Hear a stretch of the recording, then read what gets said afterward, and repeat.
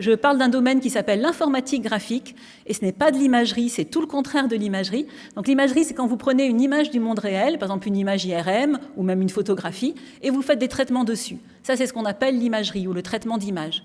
Là, ce dont je vais vous parler, c'est le contraire. On prend quelque chose qui n'existe pas. On prend un modèle mathématique, une surface représentée par des équations. Donc un modèle mathématique d'un monde virtuel, complètement imaginaire, qui n'existe absolument pas.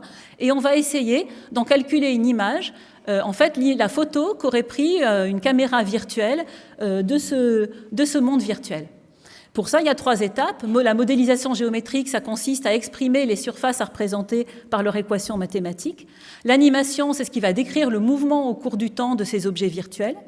Et puis le rendu, c'est ce qui va permettre de projeter sur une image qui est faite de petits pixels, c'est les petits carreaux que vous voyez là. On va projeter ces objets virtuels sur donc cette image en regardant qu'est-ce qu'aurait vu la caméra s'il y avait eu les lumières qu'on a placées, les matériaux qu'on a spécifiés. Et on va calculer comme ça une image qui va vous sembler peut-être réaliste avec ses reflets, avec ses lumières, aussi réaliste et aussi irréaliste qu'on le souhaite. C'est ça l'avantage.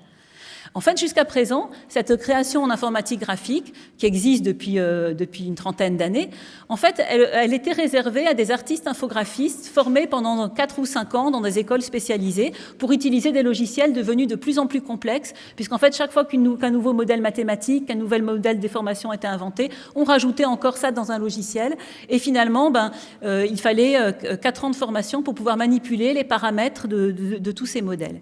Ce dont je vous parlais, c'est d'une vraie révolution qui est en train de se produire dans mon domaine depuis peut-être, je dirais, une dizaine d'années, qui est la révolution de la modélisation expressive.